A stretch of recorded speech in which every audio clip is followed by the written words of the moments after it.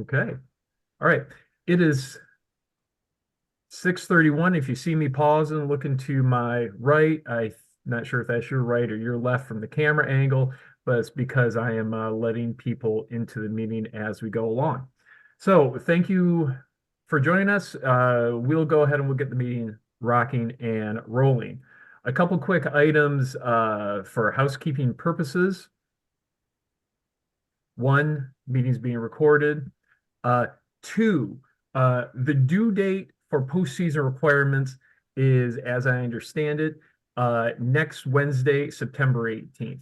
That means your schedule, having it entered in, what position, your availability dates, all that kind of things have to be updated on the MHSAA website by next Wednesday. So I am going to stay on after we go through the test, and I'm going to log on to my MHSAA, kind of demonstrate it for anyone who might be new or a little unsure of how to do that, or just want to make sure that they know how to do it, even if maybe they just did it once last year and they forgot. And we'll take about 5-10 minutes after the test section of the meeting. Feel free to log off after the test if you don't want to stay for that last 5 to 10 minutes. And we're anticipating that the test review portion of this meeting is going to take 60 to 90 minutes. We will do what we've done similarly, where I have typed in all the questions into Zoom quiz feature. And we have approximately, let's see how many we got. We've got 50. We've got 50 people logged in today. I'm not going to wait for every single person to answer the question, but trust me, uh, if you can, if you're not on your phone or if you're on a laptop or a computer, click an answer. Even if you haven't gone through and you're here like, Shane, I'm just here for the answers.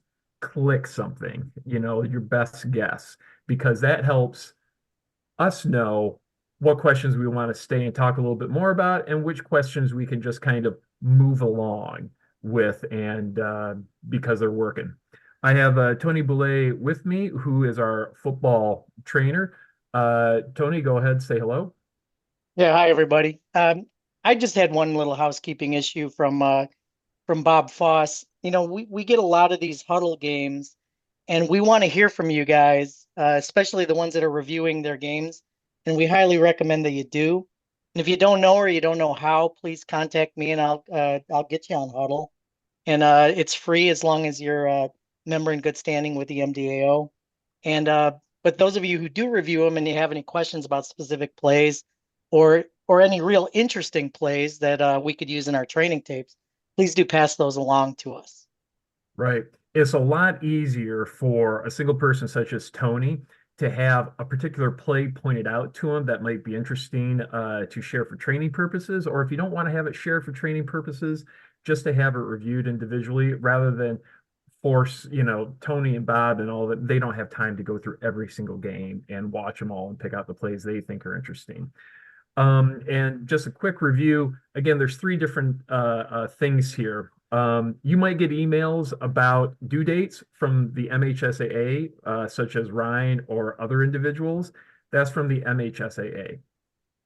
You might also get similar reminders from the MDAO, which is us, which is our constant contact list. If you don't get those, please email myself. It's shanebuys@hotmail.com or our email at Metro Detroit athleticofficials at gmail.com. Say, Shane, what in the world? I'm not getting the constant contact emails, and I can load you up onto that system very easily. Do let me know if you officiate other sports such as basketball, baseball, softball. I'll put you on those mailing lists as well. And finally, there's Huddle. Huddle's a whole other separate system too.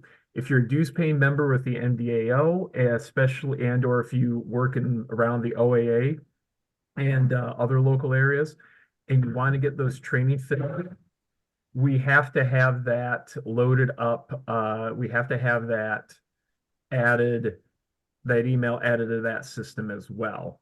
So you got to let us know about that, and Bob and Tony can take care of that too. With that said, I just want to pause briefly. I saw Gary Wagenschutz on here as an assigner for the Macomb Athletic Conference. Gary, do you have any announcements into the football season? Do you need anything else, anything covered, middle school games? And Bob Foss, I didn't see you log on, but if you're on here too, feel free to join in as well. Shane, can you hear me? Gary, we can hear you. Yes. All right. Yeah, nothing new other than I got middle school coming out. So if you've got new officials coming in, wow. Are you getting back feed? We're not. You're sounding loud and clear. So, Okay, I'm getting a back feed. I'll go through it. okay. But yeah, so my biggest thing is I am working on middle school. We're getting a whole lot of influx of new officials in. So I'm waiting to get those going. So they are coming out here within the next week or two. So if you're a new official and you want to work middle school, or if you're an official that hasn't worked middle school for me, just let me know. Excellent. Thank you, Gary. And Gary's contact information can be found in our website under the assigners tab for both football, basketball, and baseball. And again, that's Gary Wagon shoots for the Mac. So thanks, everybody. You got it.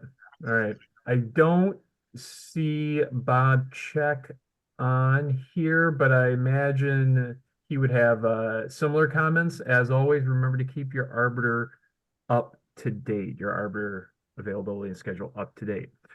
Well, with all of that out of the way, we, I think, are ready to get going. And again, the more participation, the more fun this is, the more feedback it gives us, and it lets us know kind of where we need to spend our time and where we can just move along. So the questions are not timed. I'm just going to be looking at the number of respondents, and whenever it looks like it's slowing down is when I will be closing the poll. So we're going to go in order the test online. I'll launch the first one. Team A faces 3rd and 6 at its own 34-yard line. A1 catches a legal forward pass and steps out of bounds at Team A's 38-yard line. B2 hits A1 after the ball is dead. A1 responds by directing an obscene gesture towards B2. Not sure what that could be, but I imagine it involves only one finger. After the penalties are enforced, it will be what? 3rd and 2 at Team A's 38, 1st and 10 at Team A's 38, 1st and 10 at Team A's 23, or 4th and 2 at Team A's 38-yard line. A, B, C, or D, and these are all as they appear on the PDF form of the test. And for those of you who are watching us on YouTube, the recording, I do apologize. You will not see the options or the question appear on screen, but just follow along with a printout of the PDF online or if you print it off. All right, looks like it's slowing down. I'll end the poll. And Tony, I think we are off to a good start. Can everybody see those results? Tony, can you see those results? I only saw that I got mine right. All right. Well, I am seeing that about 89% of respondents got this one correct. The correct answer is letter D, 4th and 2 at Team A's 38-yard line. Tony, do you have any rules references for us on that one? Don't know if there's much conversation. Yeah, that one's 10-2-5A. And that just sort of lays out that for dead ball fouls, you enforce all of them in the order that they occurred. And any ones that offset, then you can, if there's 10 penalties or if there's 10 fouls on the play, then you can, and they're 5 and 5, you can just, nullify them all. Excellent. All right. Thank you. So I'll go back. And again, by the way, as we're going, if you want to unmute or if you want to type a question in the chat box for any of these questions, please feel free to do so. Question number 2. Which of the following is true of an illegal blindside block? A, it can occur inside or outside the free blocking zone. B, it can only occur inside the free blocking zone. Or C, it can only occur outside of the free blocking zone. Question number 2, A, B, or C?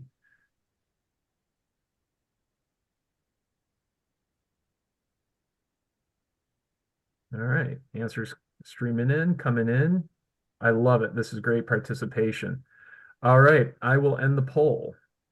And Tony, it looks like we have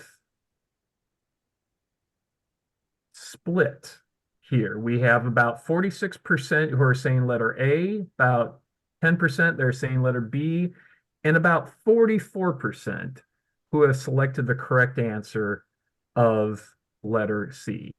So perhaps give us the rules reference and kind of explain why C is. Yeah, and this one isn't obvious. The rule references would be 2-3-10 for an illegal blindside block and 2-17-3 for the free blocking zone.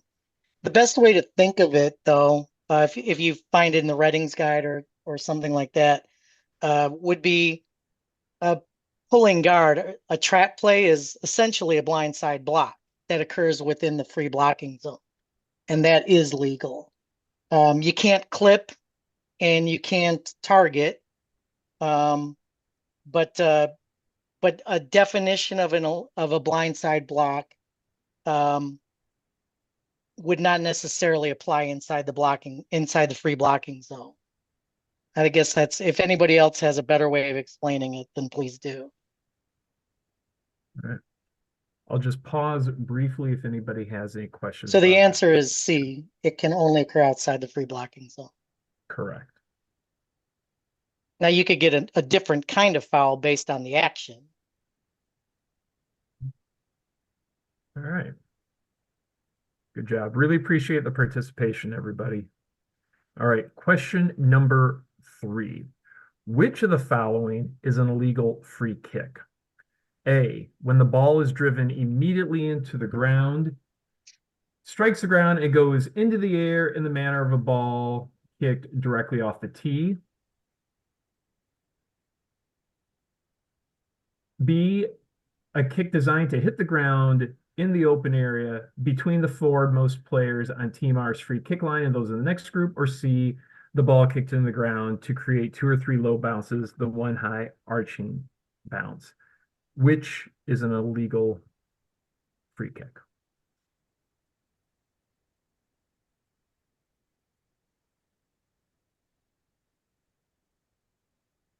All right.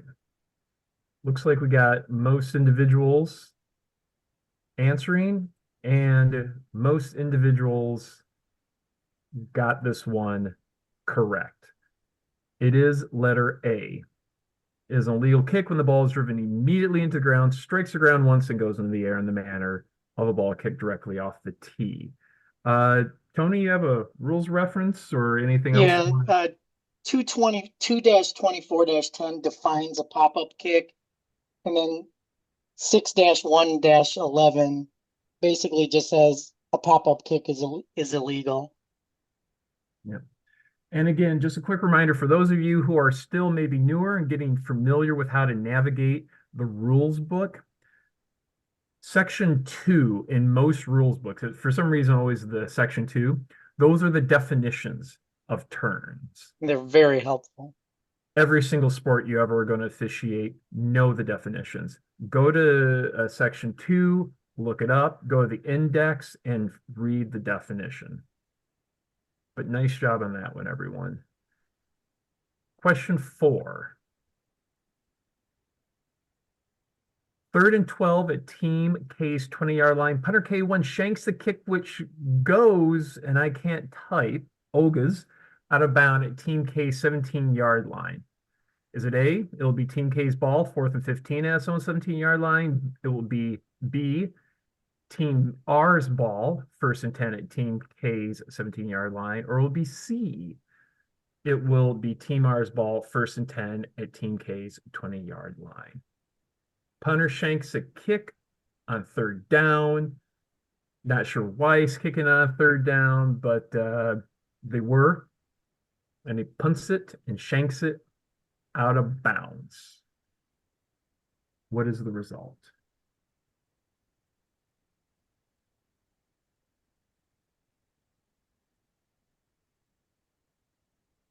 All right. So I've got about 2/3 responding. I'll end the poll. And the correct answer is letter B for question number 4. It will be Team R's ball, 1st and 10 at Team K's 17-yard line where it went out of bounds. Tony, anything to add other than, hey, if it's a punt, it's a punt and goes out Yeah, of bounds? if you kick it and you don't regain possession and run for if and you don't regain possession legally, if it goes out of bounds or something like that, even if it's behind the line of scrimmage, then it's the other team's ball. And so in this case, if the team would have picked it up, because it was behind the line of scrimmage, they could have run with it and retained possession, but it went out of bounds, so it's no longer their football. And the rule reference on that would be 6-2-7. Agreed. All right. Now, if it went out of bounds at the 21 or it was rolling at the 21, all the kicking team could do was down it with the first touch. Past the neutral zone. All right. Moving right along. And if you hear me pausing here and there, I am just pausing to give people an opportunity to unmute themselves for a question. And by the way, if anybody feels like, hey, there's an easier way to explain this, please jump in. I'm totally fine with that. Exactly. Question number 5. 4th and 10 at Team K's 20-yard line. K1's punt is in flight, and R2 is in position to catch the kick at Team K's 45-yard line. K3 is close to R2, but does not make contact. R2 must step around K3 to make the catch. R2 is down at Team K's 43-yard line. A, meh, no problem. B, kick catching interference only if R2 gave a valid fair catch signal, or C, kick catching interference whether or not R2 gave a valid signal. And all these questions remind me of one thing I was taught when I started officiating football is there is no better way to screw up a good football game than to have a kicking play. All right. Most people, it looks like the supermajority, about 63%, 2/3 or so, 67% have logged in, and 85% selected the correct answer of C for number 5, kick catching interference, whether or not R2 gave a valid signal. Tony, to you. Yeah, 6-3-6B basically outlines the operative thing here is that the returner had to go around the K player, and it defines in 6-3-6B that you cannot impede the path to the football of the returner. Right. What was the row reference again, number? 6-3-6B as in beta. Thank you.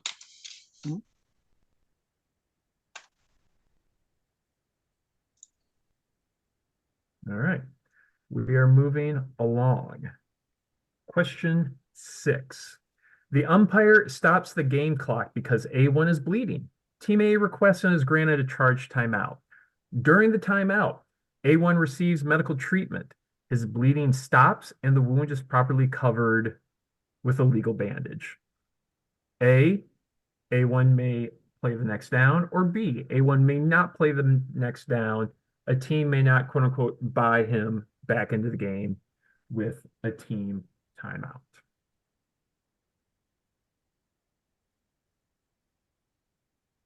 A or B? Mercifully, this question didn't have that many options for me to read out.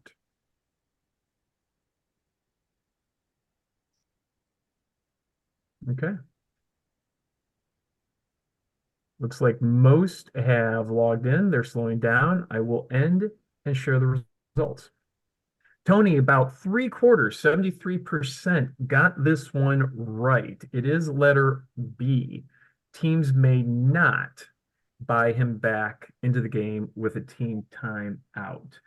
I'm just going to say from my own experience, I know for me, this is different than basketball.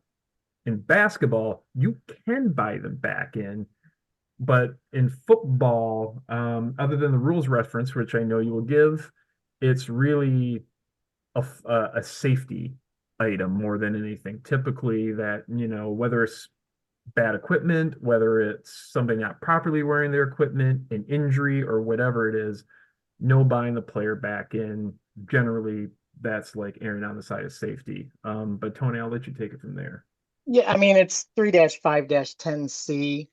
They may change this at some point because, you don't, I mean, you bleed by accident. You're reckless with your helmet if you let it fly off all the time. And in those instances, you can't buy your way back in. But it's pretty just cut and dry. You can't buy your way back in with a timeout for such issues. All right. Personally So, disagree with the rule, but it's right. not me to. So It's just up to us to enforce it. coaches, coaches will say, "Hey, if I call a timeout, can I get him back in?" I'll say, "Yeah, no, you can't buy him back in with a timeout." And I'll have coaches say, "Can I buy him back in with a $50 bill?" And I'm like, "You're Right, getting." maybe. Right. But real quick, there was a question. I'm going to stop sharing. There was a question in the chat section. I just want to make sure everybody benefits from it. Is referencing, I believe it was question number 4, that same scenario where a punt goes out of bounds short of the line to gain. The question was, what if the ball is kicked beyond the neutral zone and either due to wind or a crazy bounce, it bounces back in the field, stays within the field of play, and bounces back behind the neutral zone without being touched by anybody. It's absolutely live. It's live for either team to advance. Correct. Either team at that point could pick up the ball and advance it. Okay. But it has to be advanced from behind the line of scrimmage for the kicking team to advance it. Yeah. Yeah, we also have another individual referencing an NCAA Division III game, and this is why it's important to know high school versus college. Which for me, full disclosure, I do not know college rules very well at all. I don't officiate it, so it's a good thing I don't know it's a good thing I don't officiate because I don't know the rules. Where the quarterback lost their helmet because of a hit, called a timeout, and an observer told the officiating crew that they could come back in for the scenario of an equipment of putting the helmet back on, but not for an injury. So slight difference between college and high school, and important to know the difference. Thank you for that comment. Yeah, well, colleges have more sophisticated rules because they pay their guys more, so Yeah. so they have time to study them better. For us high school folks, they gotta keep it nice and simple. All right. Question number 7. Team K is attempting an onside kick. The ball is rolling 7 yards from Team K's free kick line when it is touched by K1. The covering official should drop a penalty flag when the ball is touched, drop a beanbag when the ball is touched, or C, give the clock signal when the ball is touched. I actually had this happen in a Little League game to me this last Saturday, and I'll tell everybody what the covering officials did after we get some people selecting. It's an interesting question because it's sort of a mechanics. Yeah, some It's mechanics mechanics question. related. And again, I'm going to say, frankly, based upon what I saw at the Little League game I officiated, I'm glad this is in here because the officials at the time, they did not the correct thing. But even if you're aware of the mechanics, two of those answers can be eliminated by rule. Yeah. All right. I'll end the poll. I'll share the results. The correct answer is B.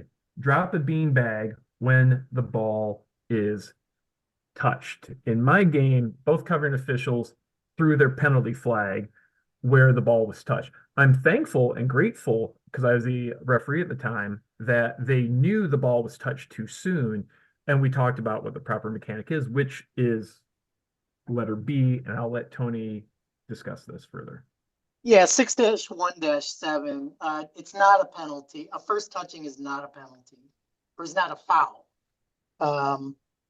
And the clock only starts when the ball is touched by the receiving team on a kickoff. So you can eliminate those answers even if you don't know when or why to use your beanbag. But the beanbag things are clearly outlined in the mechanics manual rather than the rules book. And the reason why the start the clock signal, why the clock is not started when it is touched by K, you can imagine a scenario where maybe there's only 2 or 3 seconds left on the clock and Team K had just scored a go-ahead touchdown, and they want to just touch the ball early to run the clock out, by only kicking it off the tee 2 or 3 yards. So that's why the rule is written in that way. So number 7, letter B, just drop the beanbag so where first touching occurs and adjudicate it from there. Real quick, I want to just go back to number 6 about buying a player back in with a team timeout. You cannot buy a player back in with a timeout. However, Ken Stefanski does note that halftime intermission and overtime, if the play occurs on the last play of regulation or the last play in the first half, that player can come back in and play the first snap of either overtime or the second half. Hey, Tony, in reference to you, this is Ken, by the way, in Yeah, reference to that, it doesn't say anything about quarters, just halftime and overtime on Article 10. okay, sounds good. Thank you, All Ken. right. All right. Thank you for that. Because this is why it's important to go through these, because it generates a lot of other questions. Oh, Mike asked, well, if the other team calls a timeout, still cannot buy him back in. Doesn't matter who calls the timeout. The rule says they have to go out for a play. Correct. Doesn't even say anything about a timeout. Yep. Period. So a play is a play is a play. Yeah. But it does explicitly say in the rules book, intermission of halftime and overtime, they can come back in the next play. Question 8. 3rd and 5 at Team K's 20-yard line. B1 intercepts a forward pass at his own 3-yard line. His momentum carries him into the end zone. While still in the end zone, he fumbles. The crowd's going crazy. The ball rolls forward until it goes out of bounds at Team B's 5-yard line. What do we have? A touchback, Team B's ball at 20-yard line. B, Team B's ball at its own 3-yard line. Or C, Team B's ball at its own 5-yard line.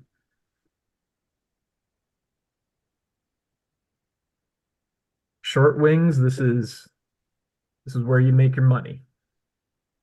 Got to judge whether the momentum rule is in effect. Did he have possession? A lot of stuff happening on this play. And another scenario where you could use your beanbag.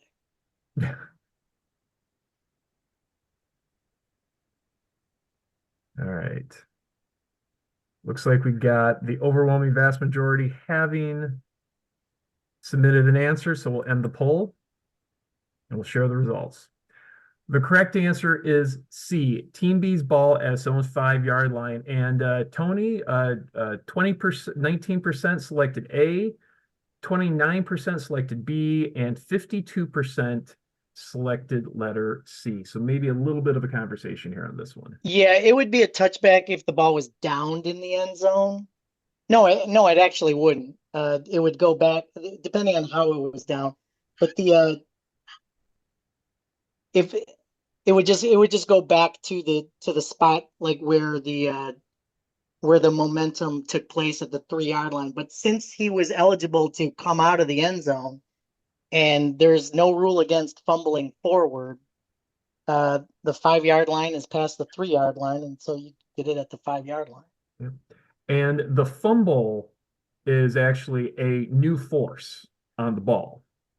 By, it's that momentum. Once that new force has occurred, then it's, wherever that ball is going to, wherever that play ends up. If he like makes an attempt to come out of the end zone and actually comes out of the end zone at the 1 yard line, a new force brought that ball out of the end zone. Yeah, Am and I explaining that the correct? momentum rule reference is 8-5-2A. I forgot to look up the rule reference for being able to fumble the ball forward, and wherever it goes out of bounds is where the succeeding spot is. But it is true. The You can't. momentum rule only applies if team B or team R stays in possession in the end zone, doesn't leave the end zone and remains in possession. Yep. Or if they fumble it out of the end zone, but they were last in possession. For fumble and backward pass, as far as where the ball belongs, reference rule 7-4 Article 3. And again, that was number 8, letter C. Okay, we have a slightly different scenario, but same question. What if he fumbled the ball and he was the last to touch it out of the back of his own end zone? Does anybody have? That would be down in the end zone, and it would go back to the 3 yard line. It would go back. So no safety in that instance. Okay. And if I'm wrong, correct me, but I'm pretty sure that's correct. Yep. All right. No safety, correct. All right. Number 9, moving on. 2nd and 20 at Team A's 20-yard line. A1 drops back to pass. B2 holds eligible receiver A3 at Team A's 35-yard line. With no receiver open, A1 is downed at his own 10-yard line. The next play will be A, 1st and 10 for Team A from its own 30-yard line, B, 2nd and 10 for Team A from its own 30-yard line, or C, 2nd and 20 for Team A from its own 20-yard line. This is question 9, A, B, or C.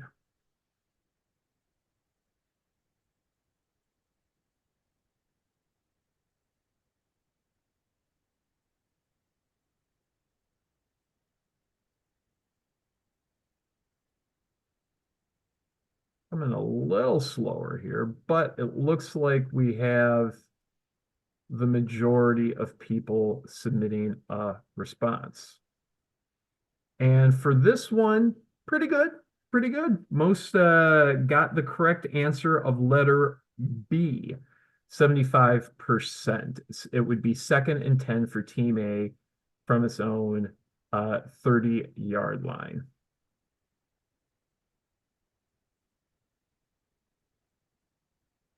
Tony, any rules references? Not sure they're. It's under 10-4, but I'm trying to remember which one because I think I wrote it down wrong on my sheet.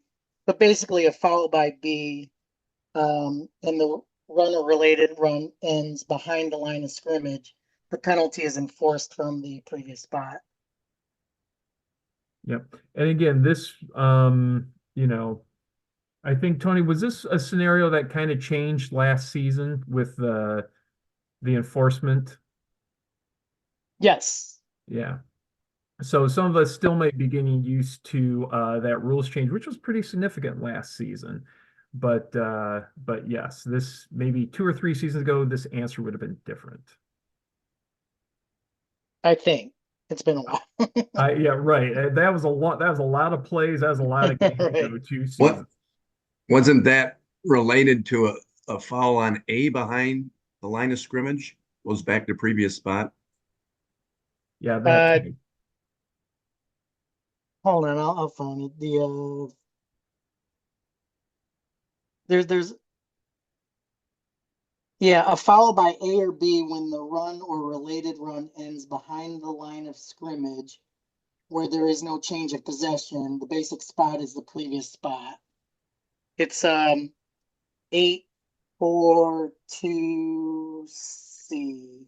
No, 842D. And the foul occurred 15 yards beyond the line of scrimmage. Yep. Yep. Correct. It doesn't it doesn't matter where the foul occurred as long as it was during the play. Yep. And again, this is again one of those differences between the college, the pros, and high school. Question 10. A1 is in possession of the ball and has blocker A2 in front of him. B3 attempting to reach A1 hurdles A2, who has both feet on the ground. A, no problem, great athletic move, but no problem. Or B, foul on B3.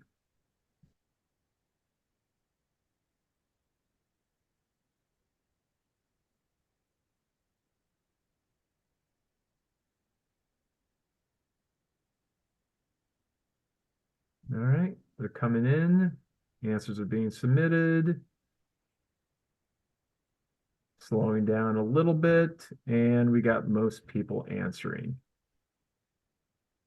All right, 92% correctly submitted letter B is foul on B3 for hurdling. And Tony, most people got this one right, but again, I'll let you take it from here. Definition of hurdling is important, I'm sure.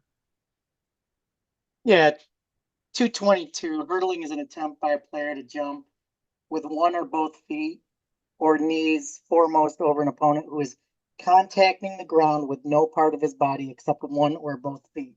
So if he's got 2 feet on the ground, he's prone, and that's hurdling, and it's a foul. Right. So a defender who is going low to make a tackle on somebody and he's on one knee and the running back hurdles that individual, that's not hurdling. Yeah, that sounds right. I mean, it says with one or both feet or knees foremost over an opponent with no part of his body except one or both feet. So if he's got a knee on the ground, it's not hurdling. Right. So The player that's being hurdled. That's the operative thing. Yeah, exactly. Hurling's, you have to have a pretty good athlete to have a good hurdling foul.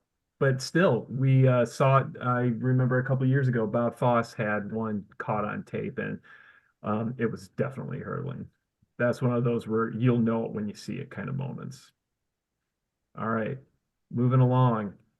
Question 11. Pays one free kick, hits the ground at Team R's 25-yard line. R1 goes to one knee to field the ball.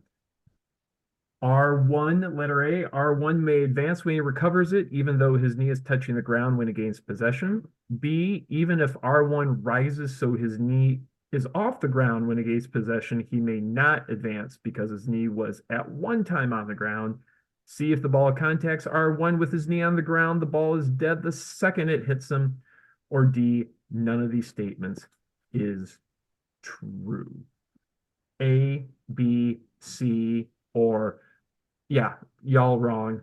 Letter D, none of these statements are true.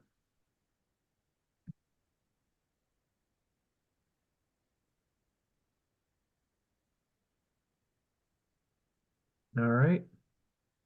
Looks like we have about 2/3 or so of us having submitted an answer. and I'll end the poll. Sharing the results. The correct answer is D. Y'all are wrong. It's none of these statements are true. Tony, 66% correctly got this question correct. Which one of the three choices I'm interested had a high percentage? So letter A, 4% selected that. Letter B, 10%. Letter C, 20%. And then letter D, 60. It was like everybody was getting warmer. Yeah. I don't know what to say. I mean, if you possess the ball with a knee on the ground, you are down. That eliminates A. If And you have to you're off possess the it. ground before you possessed it, then it doesn't matter whether you were at one time on the ground. You can advance it.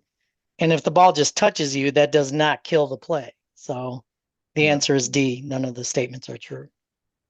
You have to be ready for this as a referee too. For example, in a punting situation with a low punt, oftentimes those punters go down to one knee to catch the ball and gather the ball. And you need to know, when does he gain possession? Is his knee on the ground when he gains possession, or does he get that knee up off the ground before he fully gains possession? And you're going to have to be ready to make your call one way or the other. And You'll see that with a fake field goal too. Yep. Yep. If they possess it with a knee on the ground, the only thing they can do is kick. Yep. Because if they come up, then they are down. We will move along. So far, so good. Question number 12, reaching the halfway point. Number 12, 4th and 5 at Team B's 20-yard line. A1 fumbles at Team B's 60-yard line, and the ball rolls to Team B's 10-yard line, where B2 bats the ball. The ball rolls out of bounds at Team B's 5-yard line. A, no foul. B, it will be Team A's ball, first and goal at Team B's 8-yard line. C, it will be Team A's ball, first and goal at Team B's 10-yard line. D, it will be Team B's ball, first and 10 at its own 5-yard line. Or E, it will be Team A's ball, first and goal at Team B's 5-yard line. Question 12 on the 24-25 MHSAA football postseason exam. This one's coming in a little slower. People are having to think about this one a little bit. God knows if this play happened to me in real life, I'd be needing to think about it a little bit.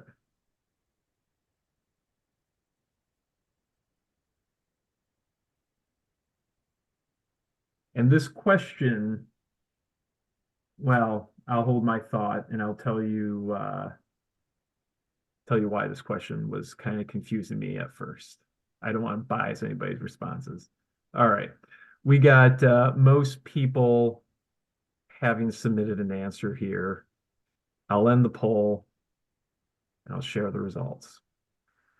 The correct answer is E. It will be Team A's ball, first and goal at Team B's 5-yard line.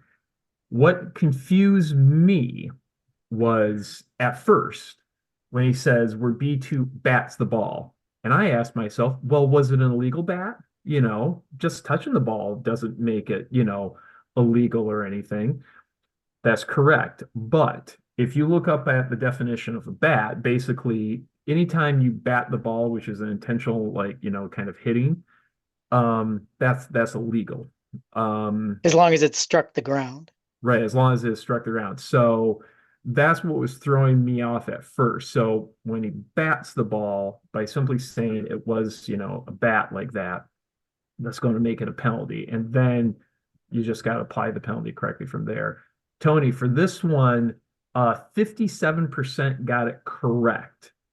17% selected D, 11% selected C, 13% selected B. Yeah, I think the trick here is that where is the basic spot? The basic spot is going to be the 10-yard line where the bat occurred. There's a couple different rule references there, but because remember we can fumble. A fumble forward is no problem. as long as it wasn't thrown forward.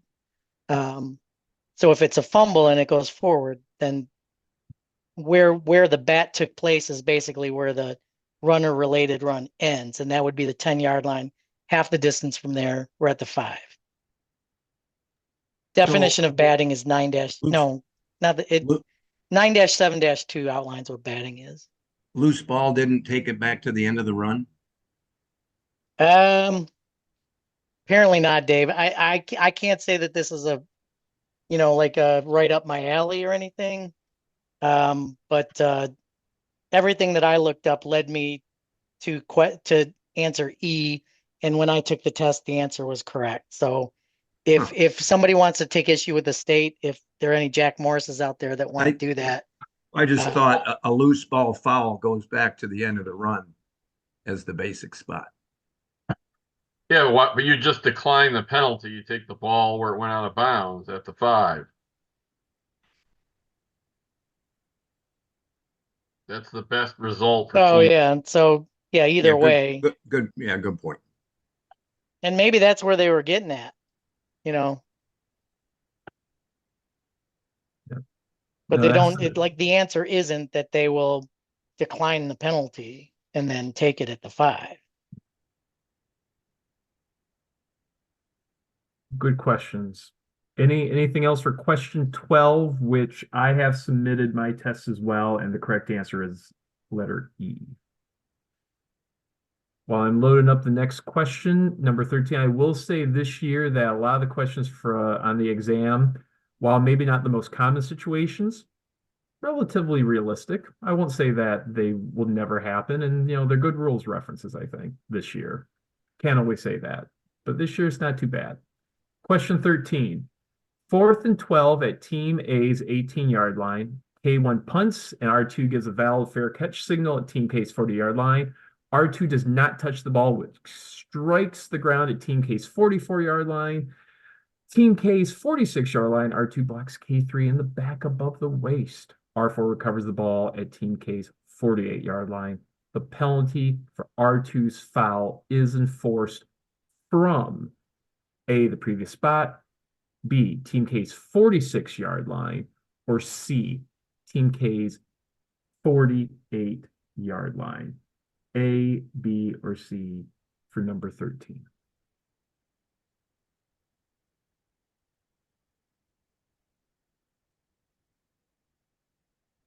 So the penalty occurred at the 46-yard line, and the ball was recovered at the 48-yard line. So this is, if I'm not mistaken, PSK enforcement. Yep. So have your post-scrimmage kick enforcement hat on. We will end the poll. Got most people submitting. The letter C is the correct answer. Team K's 48-yard line is where the illegal block in the back is enforced from. Tony, 2/3, 68% got this correct. Everyone else picked B, the 46-yard line. You want to talk about why? Yeah, it's not a spot of the foul penalty because the end of the kick was behind where the foul occurred. So the answer would be C, the 48-yard line.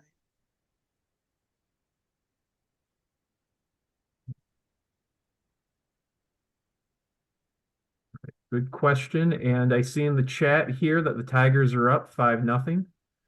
So Thank you, Jim. I do not follow baseball. Are they in the hunt this year? Kind of. Kind of. They're in the conversation.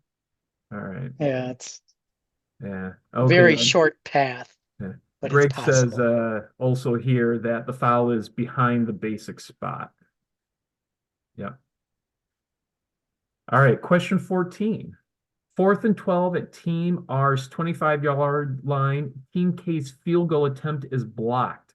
The ball does not cross the neutral zone. K1 recovers the ball at Team R's 30-yard line, advances, and is downed at Team R's 12-yard line. The next down will be A, 1st and 10 for Team K from Team R's 12-yard line, first and 10 for Team R from his own 12-yard line, or letter C, first and 10 for Team R from his own 25-yard line.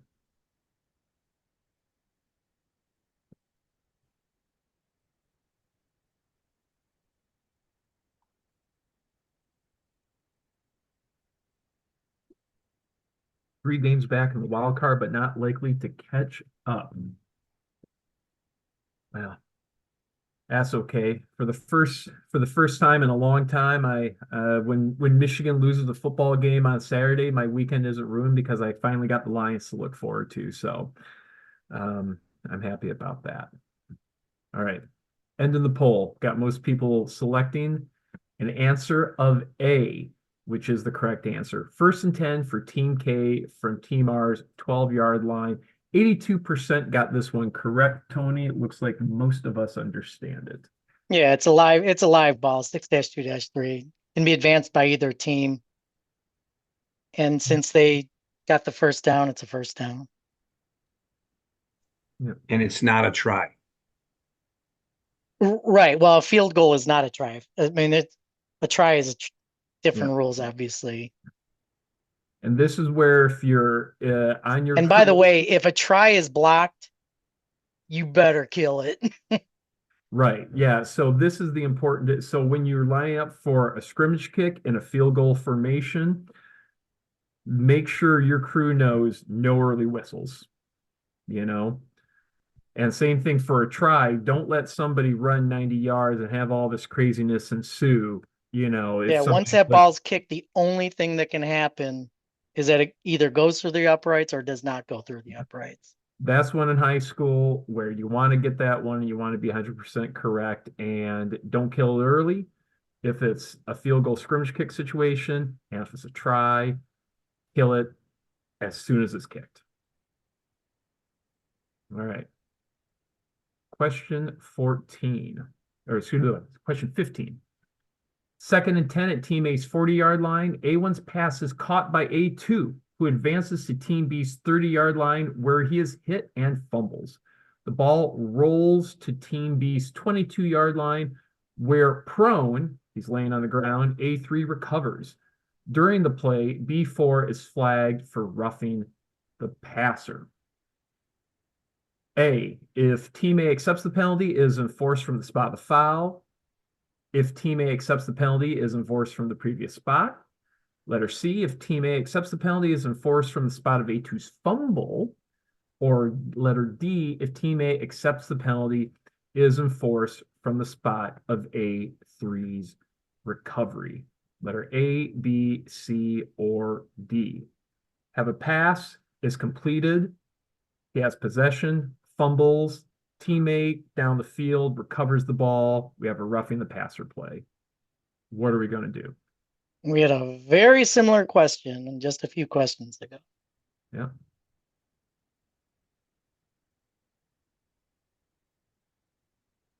All right. Looks like we got I'm trying to think what elements were different, really. Yeah, pretty similar. All right, sharing the results. 2/3 of us got this one correct, 65%.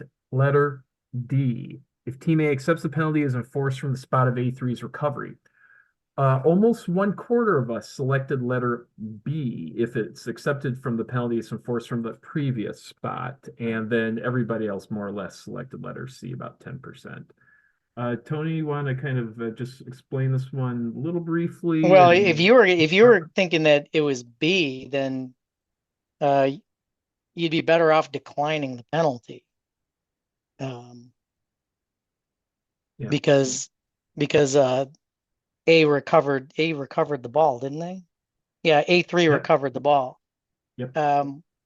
So that's where the succeeding spot is, and foul by B, a foul by B, like that where the succeeding spot is beyond the line of scrimmage, is enforced from the succeeding spot. Yeah. I have a penalty enforcement reference of 9-4-4. I don't know if you have anything else. I was kind of rushing through these. I wrote 10-4-6, but I could be wrong. You've got it all up in your head. I have I have to go a little slower through the rules book. Well, So you know I mean, like a lot of these questions are geared towards that major change that they made last year, really So- trying to reinforce it. probably. All right. So again, They question probably saw a 15. lot of misapplications last year. I'm sure they did. Letter D, question 15. All right. 16. A series of penalties on Team R have moved the free kick line to Team R's 35-yard line. K1's free kick is high and is over Team R's end zone when K2 catches it. There is no Team R player in the vicinity. A, that's first touching. B, that's kick catch interference on K2. C, that's a touchback for Team R. Or D, that's a touchdown for Team K. So the ball hasn't hit the ground yet.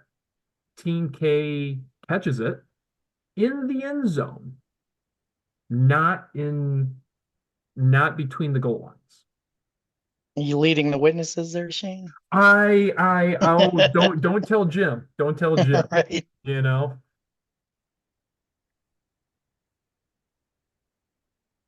All right. Looks like most of us are getting this one. I'll end it a little early. About most of us submitted the answer anyways. 84% selected this correctly. That's a touchback for Team R, letter C. Yeah, it does not matter if the ball strikes the ground or anything. If it crosses the plane of the end zone, it is a touchback if it is still a kick. Yeah. Period. 8-5-3, A1. Period, dot. Now, if that same scenario occurs and it's at, say, the 10-yard line, the 15-yard line. Well, and remember, maybe it's worth a refresher. If it's still a kick, if it bounces off a bunch of guys and squirms around and nobody gains possession, and if it ends up crossing that plane of the end zone, it's still a kick and it crossed the plane, it's a touchback. Yep. And whoever the kicking team was is going to be very mad, but that's the rule. Yep. All right. Good job, everyone. Most of us got that one. Question 17. First and 10 for Team A from its own 20-yard line. After the referee has signaled the ready, Team B has 14 players in its defensive formation. 2 seconds later, after Team A breaks the huddle, Team B sends 3 players to the sideline before the snap. A, no problem. B, illegal substitution on Team B. C, unsportsmanlike conduct on Team B. D, illegal participation on Team B. A, B, C, or D. Yeah, we can eliminate C and D, by the way. So don't even bother saying C or D. That's a little more than leading the It's either witness. a legal substitution or it's not. All right. People are submitting. So you're the back judge. There's about 20 people in the huddle. Defense doesn't know who's on the field, who should be off. You're getting confused because there's too many people to count. And we got enough people having selected an answer. So I will end the poll. I'll share the results. 68% of us got this one correct as letter A. No problem. 30% of us did think it might be a legal substitution on Team B. I guess, Tony, on this one, talk about the rule as far as one, it being no problem, but also two, kind of Well, talk I about hate the wording of the question because everybody thinks of a 3-second rule, but the 3-second rule applies to a player not spending more than 3 seconds with his own substitute on the field without making an effort to get off. Now, in practice, we all, the way we practice it is if the defense has more than 11 guys, we'll usually let them get those guys off if they can, and then we'll ding them if they can't. I sort of disagree with this answer. The answer is no problem. I sort of disagree with it, but you can kind of talk me into it. But if if there's 12 guys in formation and they're not making an effort to get off the field, and it looks like they finally made an effort, so then it's up to interpretation as to whether or not, are they in formation if the team A is still in the huddle, and then after that, do they have 3 seconds? That's not clearly written in the rule book, but in practice, we do let them get off. I have Rule 37-1, and it stated between downs, any number of eligible substitutes may replace players. Upon meeting the criteria of 2-32-12, replaced players shall begin to leave the field within 3 seconds. So the 3-second reference that a lot of people kind of hear talking about. Yeah, that's with their own substitutes. So Right. clearly that was violated because they were hanging out with 14 guys on the field, and it doesn't say anything about that. And then it says 2 seconds later after the team breaks the huddle. Maybe it's just poorly worded, and they meant there was 14 of them for 2 seconds, and then they started to go. Now, philosophically, I which would be no problem. If the defense, or if they're making an effort to figure things out and get players off, and there's no shenanigans going on, and they're making an effort to get off, let them. This is one where letter of the rule, maybe letter B, but most times in practice. And it depends on what really happens on the field, because I think the description of this question is not great. Yeah. They may have chosen 14 just to make it obvious that that team didn't know what the heck was going on. Right, exactly. There's confusion and chaos. Yeah, we all know the teams that can't count to 11, and it's frustrating. But in practice, we, as long as they're not running a guy off that was in formation on offense, if they can get out, and back to their team box, we usually let them. Yeah. All right. So that was but the actual answer is no problem. Yeah, on the test in the system, it's letter A, 17, no problem. I already put up question 18 accidentally. 1st and 10 from team A's 20-yard line. A1's legal forward pass hits the umpire. Umpire's 6'7", big guy.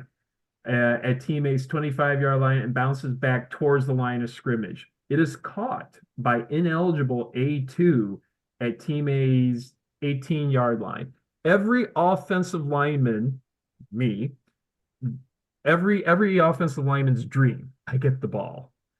What happens? No foul, the ball remains live, letter A. B, no foul, however, the ball should be declared dead when it hits the umpire. C, A2 is guilty of illegal touching, the ball remains live. Or D, A2 is guilty of pass interference, and the ball remains live. A, B, C, or D. Pass hits the umpire, bounces in the air right back to an offensive lineman, for example, catches it, and he lumbers forward for 2 yards before he's just tackled by 30 people. What do we have?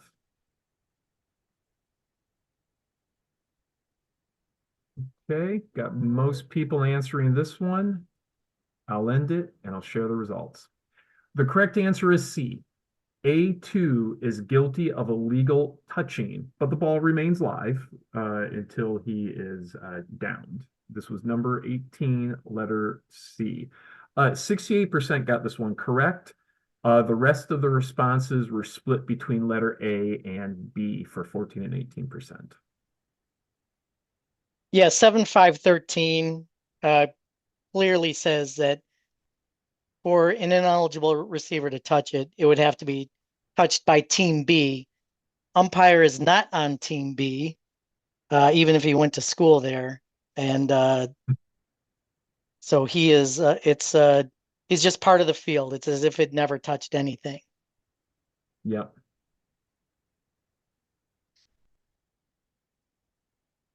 Yeah, Paul Oshansky just noted on 17, by the way, Yeah. that, and this is why I kind of disagreed with it, was that when we put those answers in, when we took the test in the minute it came out, the answer was B, but now the answer is A.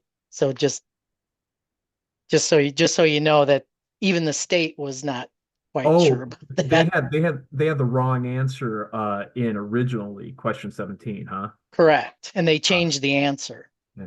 I took it for the first time maybe 2 or 3 days, 2, 3, 4 days ago, and it was letter A at that time. So I'm not sure when they changed it, but yeah.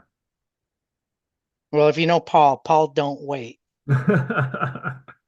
Hey, listen, I'm here to tell everyone who's listening on recording or whatever, when we're done with this, if you haven't submitted your exam, don't wait. Take care of it. Don't forget. That happened to me once and I made a mistake. I went to go do it one day too late, and the state was no bueno. Sorry. Better luck next year. They're very unforgiving with all of their requirements. Yeah, And that's probably fair. it's for the best. We all remember Faye, who is very forgiving about all that stuff, but she's not there anymore. Yeah. All right. Question 19. First and goal from Team B's 6-yard line. The pylon is properly placed at Team B's goal line because everybody did their pregame duties, walked the field, made sure everything was in the right place. A1's fumble deflects off the pylon and bounces back to Team B's 2-yard line. A, the ball remains live. B, the ball is dead. It will be second and goal for Team A from Team B's 2-yard line. C, the ball is dead. It will be first and 10 for Team B from its 2-yard line. Or letter D, the ball is dead. It will be first and 10 for Team B from its 20-yard line. A, B, C, or D for question 19. And again, for you short wings, or, I suppose perhaps it could be a deep wing, if it was a longer pass or something like that. But you're staying there at the goal line. Ball is fumbled. You're back plenty of distance so you can see all this unfold. And you're letting your brain process what you just saw. And you will, of course, make the correct call. And it looks like that, yeah, most of us, I'm going to end the poll, are going to make the correct call of letter D. 90% of us selected letter D as the correct answer. It will be first and 10 for Team B from its 20-yard line. And the definition on that, where that pylon is placed, is that it is in the end zone, out of bounds. So the ball is dead when it touches anything out of bounds, but it's in the end zone, so it's a touchback. Okay. Most of us got that one. We won't belabor the point. Nice work, everyone. Question 20. Which of the following must occur in order for post-scrimmage kick penalty enforcement to apply? Thankfully, these answers are short. A, the foul must occur after the kick ends. B, the ball must cross the neutral zone. C, Team K must have possession of the ball when the down ends. D, the play must be a punt, successful field goal, or successful try. E, all of the above. F, none of the above. Which must occur in order for post-scrimmage kick penalty enforcement to apply? Lots of possible options, but only one of them, only one can be correct. And not none of them. And not and the and it's not none of them.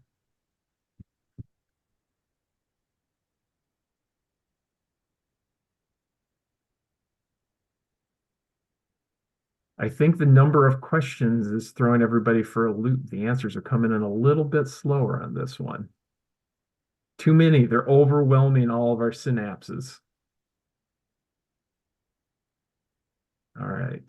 Yeah, that would suck if every question had 6 answers. Yeah, that'd be rough. There'd be a lot of work. It'd be more work coming up with the answers than the questions. All right. Looks like most people have answered who are going to answer. And a little over half, 57% of us got this one correctly as letter B. The ball must cross the neutral zone. Letter B. All the other responses is fairly evenly dispersed. The second highest one was E, all the above at 17%. Yeah, the 2-16-2H3. Yep. I mean it's post scrimmage kick, and it's not a post scrimmage kick unless it's past the scrimmage. That's the easiest way to remember it, I guess. Yeah. Ball must cross the neutral zone, B. And by the way, if anybody like Paul took their test really early, this was a different question. It was a completely different question. Oh, I don't even remember what the question was, but it wasn't this question. So they replaced question 20 with this one. so this was a late edition. Yeah, I mean we took the test before it was even available on the thing, like where you could download the test before it came out. Oh, before the PDF version came out. Yeah. All right. All right. Now we're in some true and falses. Question 21. The game clock shall start with the snap if the clock was stopped because of an inadvertent whistle. This one, they were very kind and they gave you the rules reference. Is it A, true, or B, false? The clock shall start with the snap if the clock was stopped because of an inadvertent whistle.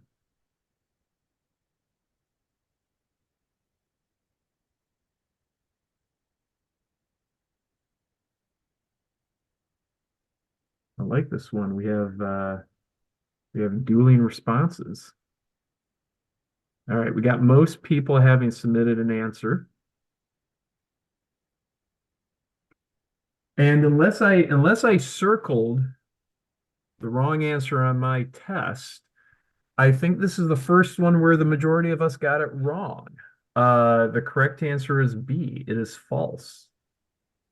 60% selected true. So remember, if you choose a result of the play, that means by definition that the ball was in the field of play in someone's possession. So that's live. That the clock is live. Like if he got tackled right there and that's where the play ended, the clock would run. So if you choose the result of the play as one of your choices, which you can't do if, like, for instance, it's a loose ball play, you have to play the down over. But if you choose the result of the play, then you would start the clock. Now, I will say for those who selected true that that was not necessarily part of the question, but I think what they were trying to get at is that if it was an inadvertent whistle, it means play was occurring. I think that's what they were trying to highlight there. And I'll just read that rules reference real quickly. This is, again, 3-4-2, letter C, because of an inadvertent whistle, unless B or R is in possession at the time of the inadvertent whistle during a running play and chooses to accept to the result of the play. And so that's when the game clock shall start the ready for play there. So, And remember, a running play doesn't mean they handed it off to anybody. It just means that somebody was in possession and advancing or attempting to advance the ball. right. So that is one perhaps where it could have used some extra information. But that's okay. We'll move on along. Question 22. First touching only applies to Team K. And again, thankfully, they helpfully include some rules references for us. First touching only applies to Team K. True or false? If you just read 6-1-7, it's pretty clear what the answer is. I don't do this because I don't have enough confidence in myself. But it's you can if you want to, because you get two shots at taking the exam of the system. If anybody in the future wants to just like try to do it off the cuff and see how well they do, you'll always get a second redo because you get two options. All right. So we got most people selecting here. Question 22. The correct answer is A. It is true. First touching only applies to Team K. Over 3/4 of us got that one correct.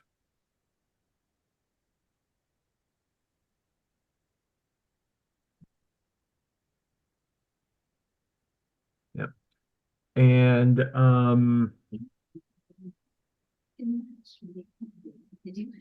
so there was a question in the chat if, and this is a reference to 21, and we'll just circle back on that real quick since we all mostly nailed question 22, correct answer A. Is if the offense chooses to reset the ball, does the clock begin on the ready for play?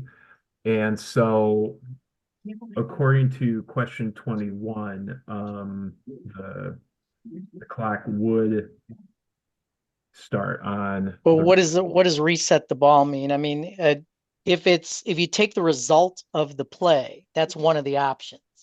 Then it's just as if he was tackled, and now we're moving on to the next play. I think if they redo the down, right. I believe that would start on the snap. September 15th, score a touchdown in a special ticket package that includes a Tigers football jersey. Question 23. The penalty for, wait a second here, I'm going to stop sharing that one. Thank you. Question 23. Question 23, the penalty for defensive pass interference can result in an automatic first down if both teams agree during the pregame. True or false? I hope this one doesn't take very long, Shane.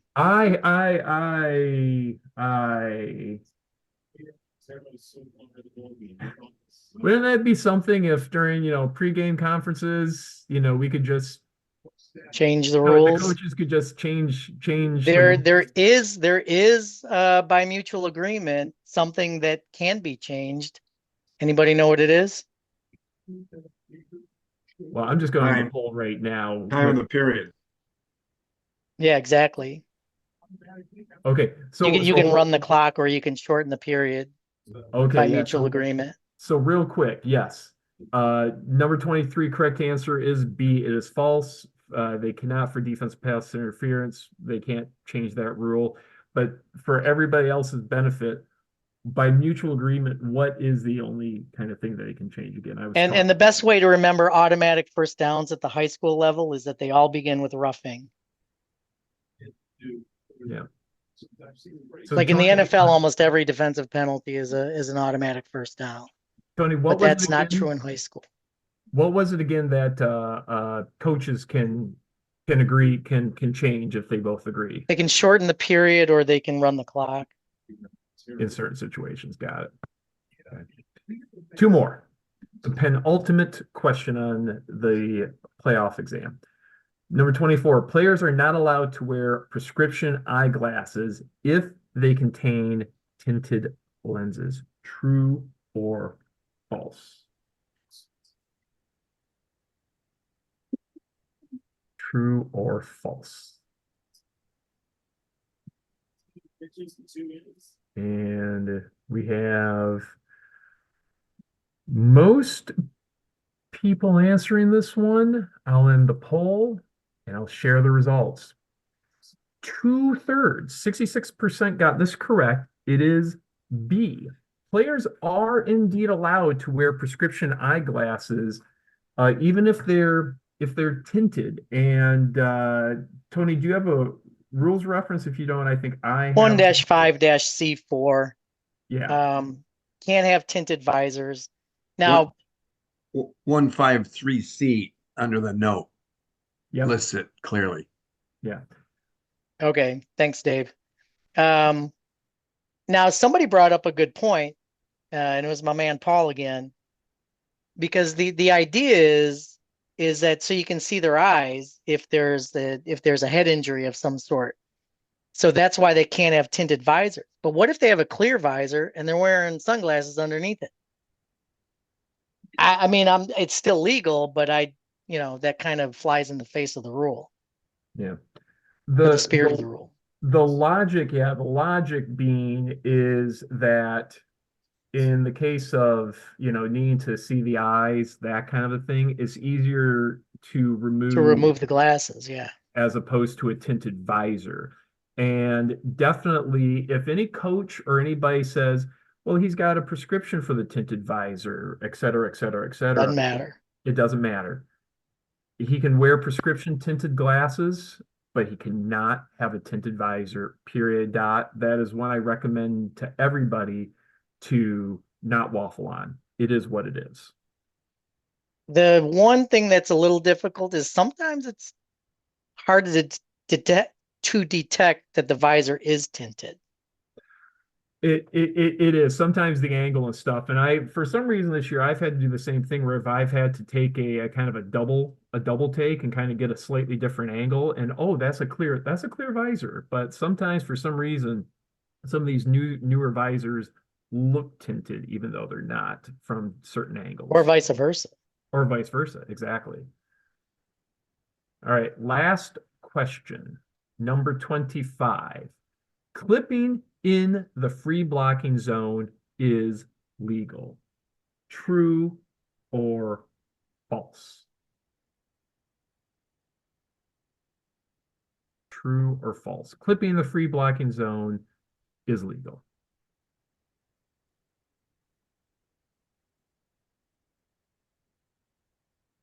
All right. And I will end this one. I will say nice job to 86% of our respondents who did select the correct answer of B, false, for question number 25. Yeah, below the waist, yes. In the back, yes. Clipping, no. Yeah. Yeah, I couldn't find a specific rule reference, but I know I read it, and I've always known it to be true. Clipping is illegal anywhere on the field. 217. Thanks, Dave. All right. I'll pause here briefly. Does anybody have any questions on any of the test that perhaps you didn't get fully answered or answered as much as you'd like? You'd like to have more conversation? Any questions for the go of the order? Do remember that when we log off of here, I'll stay on for a little while and just kind of show people how to enter things in. Remember, September 18th. Now that you've gone through and you've taken the test with us and you're going to 100% it, do not wait. Take care of that today. Check your status, your availability, make sure your varsity schedule's entered in, make sure your crew chief has submitted the crew that you're going to be on, make sure your position is in the system, make sure your zone is in the system. I'm going to show Yeah, you. the zone is actually on at the bottom of the schedule page, I believe. Yep. So don't forget about that. Don't forget about We that. are zone 3 is Metro Detroit. So if you don't want to go to the UP, select zone 3. Yep. But do not delay. Take care of it.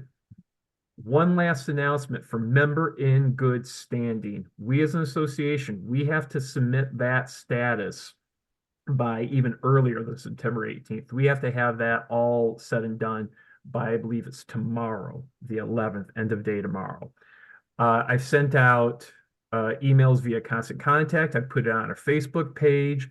I have sent it out via Arbiter mailing list for Bob Check. But please, please, please, please, I'll show everybody again when I go into the system where you can look this up. You don't have to be a member in good standing with the MDAO for football. But if you want to officiate in the postseason for football, you must have a green check mark next to your MIG status with some local association. Don't delay and get that taken care of. I hate to see people miss out on some fun postseason activity simply because there was a goof up in the system. And don't think that just because you paid your dues is going to be all correct.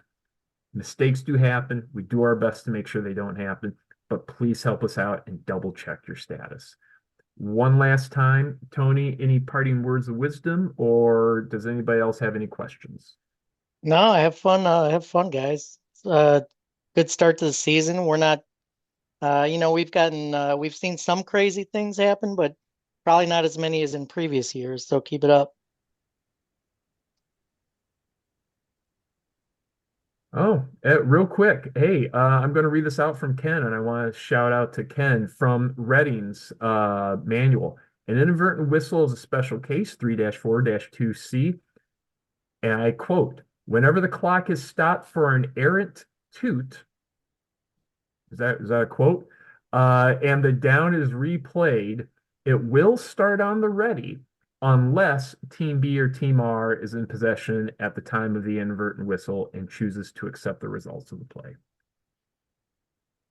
Oh, next meeting date. Next meeting date, and again, Metro Detroit athleticofficials.com is Tuesday, October 8th. It is in person in the Little Theater at Groves. Now, for those of you who were at Groves for our second meeting and tried to get in the Little Theater where the parking lot was all jacked up and not available, it's my understanding that it's open and available now. So when you see that, our parking situation should be better. So hope to see you all October 10th. For those of you who are here just for the test section, thanks for joining. 67 plus people attended. It really appreciate everybody attending, and have fun at whichever field you're on this weekend and this Friday. And you guys can all log off here. And for those who want to stay on, I'll give everybody pause and we will navigate over to the website so I can show everybody how to take care of their business. All right, here a second. Oh, there it is. Share screen. All right. Can I get just one person to come off mute and say you can see my screen? See your screen. All right. We can see it. Good. All right. All right. So there's a few different ways to do this, but the easiest way is, first of all, you got to log in to the MHSA website. You can just go to My MHSA Tools. It'll bring you to a page here. Type in your email address, type in your password, log in. All right. Nope. Never. All right. So now what you're seeing here is the main screen dashboard. This is a new dashboard. I think they did this last year, maybe 2 years ago, but it's kind of nice, quick at a glance. If you click nothing else, if you just come down here, you got to make sure exams, MIGs, schedule, availability, crews, and ratings are all check marks. Ratings you can't do anything about other than just work more games. But that lets you know that that's taken care of. So you don't need to email the MHSA and have them double check, hey, am I good for ratings, for postseason? This will tell you right here. And if you click on any of these check marks, it will take you straight to that section to take care of that particular item. But another way of going about doing it is coming up here, clicking this little down arrow, this little button here, which brings down another section. It's easier to do this on a desktop or a laptop as opposed to a phone, but you can do it on a phone. It just gets a little janky in my opinion. But there's a lot of different options here available for it. Here's your exams and rules meeting. We should have all taken that, or we should not be officiating games if we didn't do that. But go to official services, and here's all those options. Lots of different things, including more items. So exams, just come over here. If I hadn't taken an exam, there'd be like a little green circle with an arrow. You click it, and it takes you to completing that exam. Don't go to the PDF link. The PDF link is just a link for the PDF to make it easier to print out and read the test, not online. But this is where you go about doing that. Now, a little thing that not everybody knows is after you've taken an exam, let's say you don't get 100%, and you like, I want to know what questions I got wrong. If you come down here, you can click actually review exam. And In this section, I took the exam first time, I got a couple wrong. It'll tell you what your answer was and what you got wrong. It won't tell you the right answer, but at least let you know which ones were correct and which ones were incorrect, which I think is a nice little option here. But not everybody knows that after they submit it and don't 100% it, that they can come back here and check those out. So again, if I go to my MHSAA, here's some options. I'm going to go to member in good standing, which hopefully we've all done. And it'll show here Metro Detroit Athletic Officials, Inc. Maybe you're part of Southeastern Michigan Officials Association. That's fine. Doesn't matter. Those all good associations locally here. But you want to make sure that you have an association and that it's for the sport you want to officiate that. And you want to make sure that the year is the current year, of course, as well. Real quick, schedule. Coming down here doing the schedule. For me, I'm registered in basketball, so it defaults to basketball, but you want to select football, come back down here, and you notice I already have my schedule in. How we go about entering a game, or maybe you have to delete a game or edit a game because the site flipped or the game got canceled and you picked up a different game. To start, select zone 3 and you can click save zone so you don't have to select zone 3 every time you enter a game. Once you lock in zone 3, you're locked in. Now, to maybe I am going to work a second game or something today, or on the 13th, maybe the 12th. This 12th, there's a varsity game on the 12th. I'm just going to punch it in. I'm going to say my kids attend Bloomfield High School, which I would not do this, but With let's Sacred say, Heart. let's say, Bob really needed a body and I was the only body available, and it's at Bloomfield Hills High School. I'll type that in again. And it's a pretty good search function as far as like finding schools. It comes up nicely. And let's say they're playing out of state school. You can just select out of state and it grays out. They don't expect you to punch in the name of the out of state school. For some people who work Catholic League games, you might have to do this in case like there's a visiting team from Ohio coming up and doing this. But let's say Bloomfield Hills is playing, Troy. Athens is visiting. You select it. And don't forget to select your position, because football has requirements that to be eligible for a certain position in certain playoffs, you have to have worked X number of games at that position. So just select whichever one you are. It doesn't matter. Ref, I'm wearing the white hat. And then you go ahead and you select submit contest. And now you'll see, hey, contest was saved. You'll see it here. But what happens if maybe the site changed? Well, you just come here and you click this little piece of paper with a pencil. You select edit. You scroll the way back down, and maybe the sites change. Maybe it was Troy, Athens, and Bloomfield had to go over to their field because there was something wrong with Bloomfield Hills High School field. And then you just resubmit it. Well, let's say after all that, something happened with Athens High School field and the game just got canceled. Well, you just come in here and you click the X and contest is deleted. And now it's gone off my schedule. And once you have all those in, that's how you do your schedule. But only input your varsity contests. MHSA doesn't want to know about your freshmen or your fun, exciting JV games that you officiate or anything like that. Hey, Shane, Yeah. one question real quick. If you're doing a crossover at the end of the season, I put multiple, like just check that if you can go back down to under schedule. Yeah, absolutely. I mean, I don't know any other way to do it because So- you don't know who the host team is, but you have no idea who the visiting team is. So for example, let's say you got an assignment, the site. They're all like that in the KLA. Maybe it's going to be at Bloomfield Hills High School, but you don't yet know, or exactly who's going to be playing. The crossover, because they base that off of their league standing.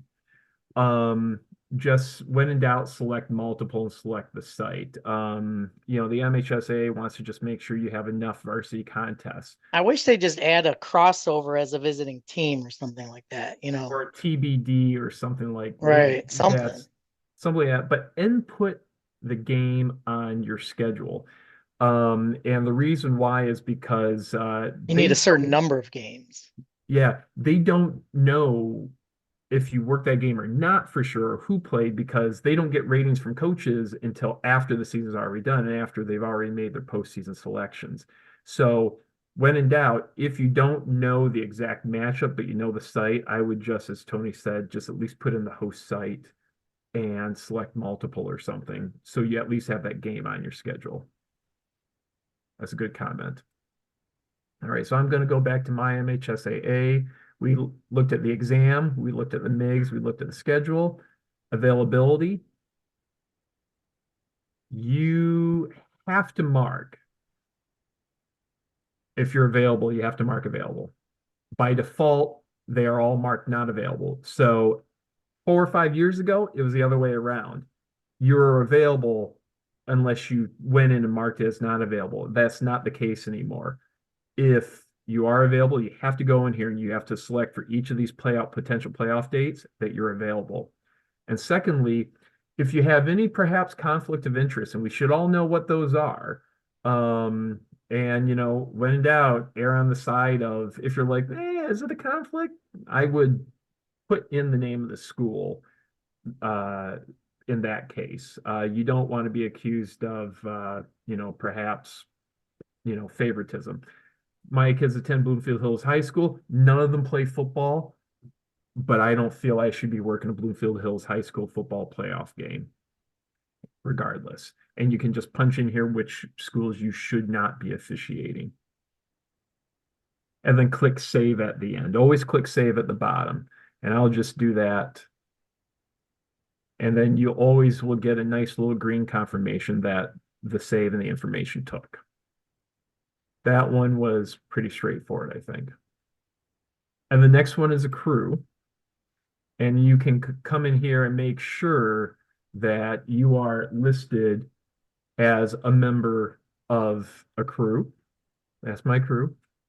I'm with Brian. Hey Shane, if who's the crew chief, you or Brian on that?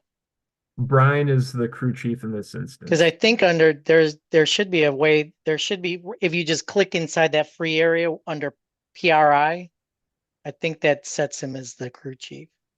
Yeah. Now this one, you can see here that Brian had gone in and he created this by a certain date. This should be a crew chief responsibility. But if you are the crew chief, check in that area next to your name and it should save you as the crew chief. Right. So, but everybody knows Brian Smith is a crew chief, though. Yeah. So Brian and Tony as a crew chief, their screen would be a little different than mine. Good comment for the crew chiefs in the audience. And then ratings. Again, we get emails that ratings are out, and you can always go check out your ratings, see how you're doing.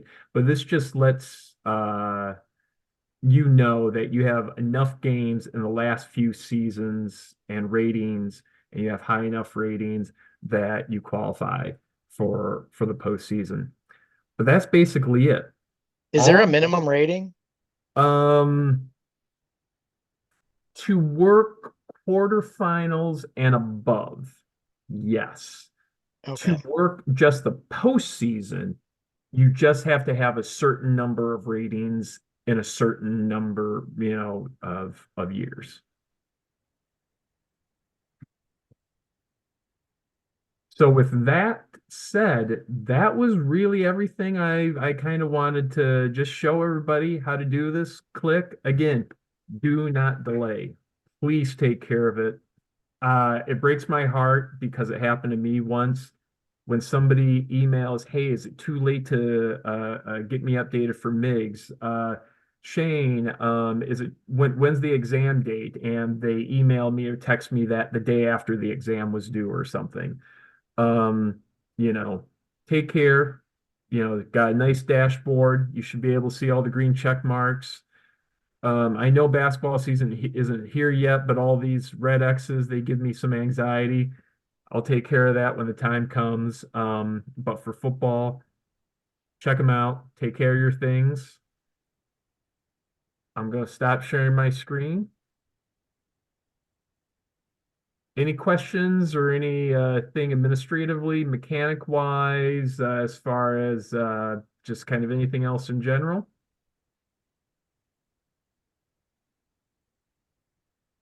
Okay, with that said, I appreciate y'all staying on. Tony, I appreciate you staying on too, helping out. Yeah, good stuff, Shane. Thanks. Yeah, Good luck, Tony, everybody. good work today. See you all October 8th. Have a good one.